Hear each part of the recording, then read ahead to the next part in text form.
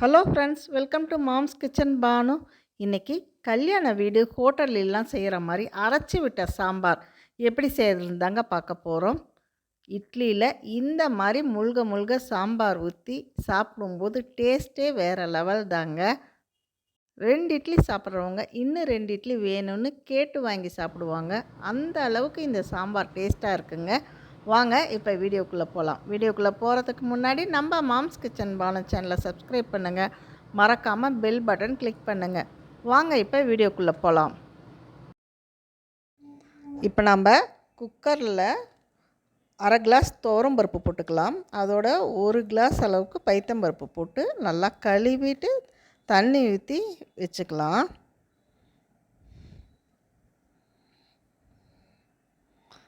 இப்போ கழுவி எடுத்துகிட்டு வந்து வச்சாச்சு. அதோட ஒரு 1/2 ஸ்பூன் மஞ்சத்தூள் போட்டுக்கலாம். கொஞ்சமாக பெருங்காயத்தூள், ஒரு 1/2 ஸ்பூன் எண்ணெய்.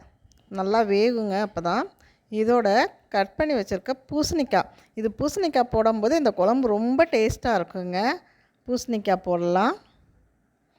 இந்த பூசணிக்காய்க்கு பதிலாக கத்திரிக்காய் கூட போடுவாங்க ஒரு சிலர் சௌச்சௌ கூட போடுவாங்க. நம்ம இப்போ பூசணிக்காய் போட்டுக்கலாம். இப்போ இந்த குக்கரை மூடி வச்சு ஒரு 4 விசில் வச்சுக்கலாங்க. ஒரு வாணலில் இதுக்கு இப்போ ஒரு மசால் ஒன்று ப்ரிப்பேர் பண்ணிக்கலாம். ஒரு வாணலில் 1 ஸ்பூன் கடலப்பருப்பு, 1 ஸ்பூன் உளுத்தம்பருப்பு, ஒரு 1/2 ஸ்பூன் வெந்தயம் போடும்போது எப்பயுமே சாம்பாருக்கு குழம்பு காலையிலேருந்து சாயந்தரம் வரைக்கும் கெட்டு போகாது. இதோட 7-8 காஞ்ச மிளகாய், 2 ஸ்பூன் தனியா போட்டுக்கலாம். கொஞ்சமாக ஒரு 1/2 ஸ்பூன் மிளகு, 1/2 ஸ்பூன் ஜீரகம் போட்டு லோ ஃப்ளேமில் வச்சு நல்லா வறுத்துக்கலாம். ஹை ஃப்ளேமில் வைக்கக்கூடாது, லோ ஃப்ளேமில். ஏன்னா ஜீரகமெல்லாம் கரிஞ்சு போயிடும், தனியாக கரிஞ்சு போயிடும். லோ ஃப்ளேமில் வச்சு நல்லா அப்படியே மணமாக இருக்கும். நம்ம வறுக்கும்போதே லோ ஃப்ளேமில் வச்சு இந்த தனியாவெல்லாம் வறுக்கும்போதே நல்லா மணமாக இருக்கும். அதோட ஒரு மீடியம் சைஸ் வெங்காயம், 2 வெங்காயம் கட் பண்ணி வச்சுருக்கேன், அதையும் போட்டுக்கலாம். நீங்கள் சின்ன வெங்காயம் இருந்தால் சின்ன வெங்காயமும் போட்டுக்கலாம்.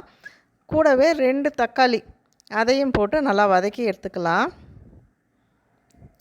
அதோட கொஞ்சமாக ஒரு கைப்பிடி அளவு தேங்காய் போட்டு வதக்கி எடுத்துக்கலாம். நல்லா வதக்கி எடுத்துக்கிட்டால் குழம்பு சீக்கிரம் சாம்பார் கெட்டு போகாமல் இருக்கும். வதக்கி ஆற வச்சு இது மிக்சியில் வச்சு அரைச்சிட்டு வந்துடலாம். இதோட ஒரு வாணலில் 2 ஸ்பூன் ஆயில் ஊற்றிக்கலாம்.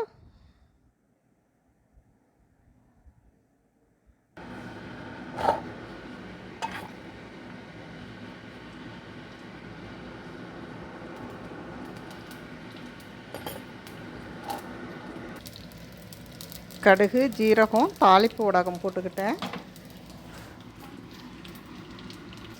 2 சின்ன வெங்காயம் உரித்து போட்டுக்கிட்டோம். சின்ன வெங்காயம், 2 காஞ்ச மிளகாய் போட்டு வதக்கிக்கலாம். இப்போ இந்த தாளிப்பை பருப்பில் கொட்டிடலாம். பருப்பு வேக வச்சுருக்கு, தாளிப்பை கொட்டிக்கிட்டோம். இப்போ அரைச்ச மிளகாயும் கொட்டிக்கலாம்.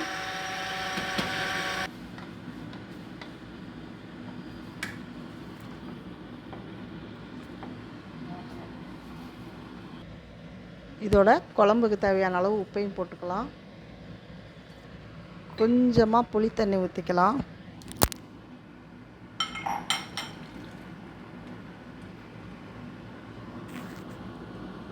இந்த நேரத்தில் உப்பு பத்தலைனாலும் போட்டுக்கலாம்.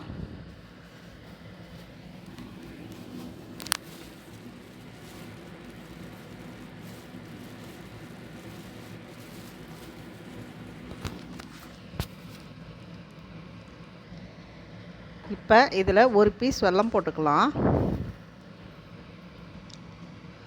இப்போ இந்த தாளிப்பு போடும்போதே உங்களுக்கு காய்கறி ஏதாவது போடுறதா இருந்தால் முருங்கைக்காய், கத்திரிக்காய் எதுனாலும் போட்டுக்கலாம்.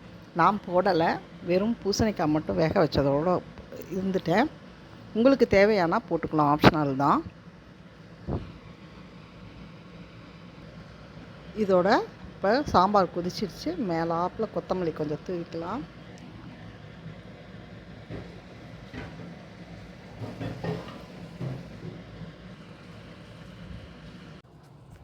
டேஸ்ட்டான அரைச்சி விட்ட சாம்பார் ரெடி ஆயிடுச்சுங்க. இதே மாதிரி இட்லி சாம்பார், மினி இட்லிக்கெல்லாம் இந்த மாதிரி சாம்பார் செஞ்சு சாப்பிடும்போது ரொம்ப டேஸ்ட்டாக இருக்குங்க. மறக்காமல் வீட்டில் ட்ரை பண்ணி பாருங்கள். நம்ம சேனலை சப்ஸ்கிரைப் பண்ணுங்கள். தேங்க்யூ. தேங்க்ஸ் ஃபார் வாட்சிங்.